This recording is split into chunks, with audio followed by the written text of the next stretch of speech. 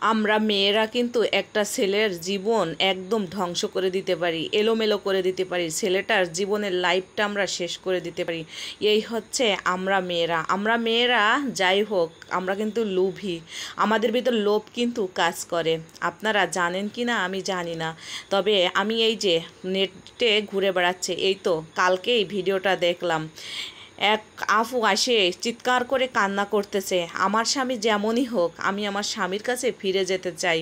আমি যে ভুল কাজটা করেছি এই ভুল কাজ যেন আর কেউ না করে, কোনো প্রতারণা করে। কেন রে বোন এখন ঠিকই কান্না করতেছো? এখন খুবই একটু ভালোবাসার জন্য তুমি কোথার রাজরানী আর কোথায় বান্দিদাসী। তোমার হাজব্যান্ড কত একটা ভালো মনের মানুষ ছিল, একটা সাজানো গোছানো একটা সংসার ছিল, এবং তুমি কি করলে?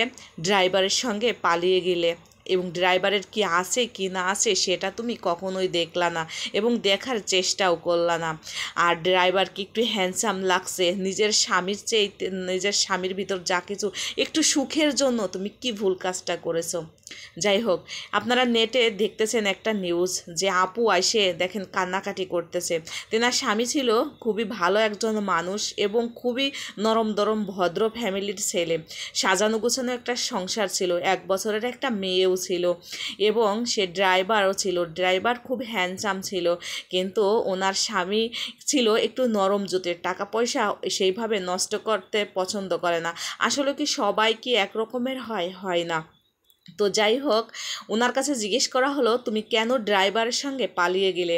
উনি বলে উঠলো যে আসলেও আমার হাজব্যান্ড সেভাবে হ্যান্ডসাম ছিল না, বা এক জায়গায় খাইতে বইছি, বা অনেক আছে না ছেলে বয়সী হাজব্যান্ড গালে উঠাই ভাত খাওয়াই দেবে, মার্কেটে গেছি একটা ড্রেস কিনে দেছে, বা এই যে ফুল বিক্রি করে একটা ফুল কিনে আমার হাতে দেবে, কিন্তু এই জিনিসগুলো আমার দিত না, তাই আমার এখানে ভালোবাসার অভাব পড়ছিল। কিন্তু সে মানুষটা যে খারাপ তা না, কিন্তু আমাকে প্রচুর পরিমাণ টাকা পয়সার দামি গাড়ি সব কিছু দিত, কিন্তু কিছু কিছু ছেলে মানসিকতা একটু কম বুঝতো, তাই আমি এইটুক ভালোবাসার জন্য ড্রাইভার আমার এই সুযোগটা নেছে। যখন মার্কেটে যেতাম ড্রাইভার আমাকে একটা ফুল কিনে দিত, বা আমাকে বলতো আপু আপনাকে খুব ভালো দেখা যাচ্ছে, আপনার শাড়িটা খুব সুন্দর লাগতেছে। মানে কি বোন, তুমি এটা বুঝলা না যে তোমার সুযোগ নিয়ে কোথার ড্রাইভার আর কোথায় আমার হাজব্যান্ড?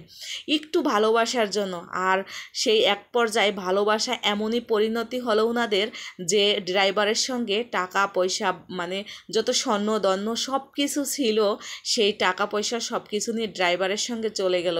1 মাসের মাথায় স্বর্ণদন্যও শেষ, নারী তোমার চাহিদাও শেষ। চলে আসলো এখন বাপের বাড়ি। বাপের বাড়িতেও কেউ মেনে নিচ্ছে না, স্বামীর ঘর থেকে তো মেনে নিচ্ছেই না।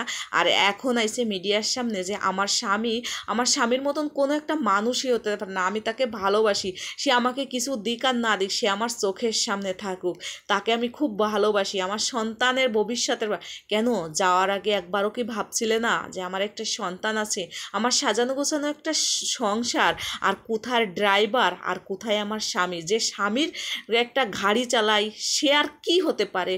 মাত্র 5-10 হাজার টাকার বেতনের চাকরি করে তুমি এই সংসার থেকে তুমি পালিয়ে চলে গেলে, আর এখন তুমি এসে কান্নাকাটি করতেছো বোন। তাই আমি সমস্ত মেয়েদের কাছে বলবো যে দাঁত থাকতে দাঁতের মর্ম বুঝো।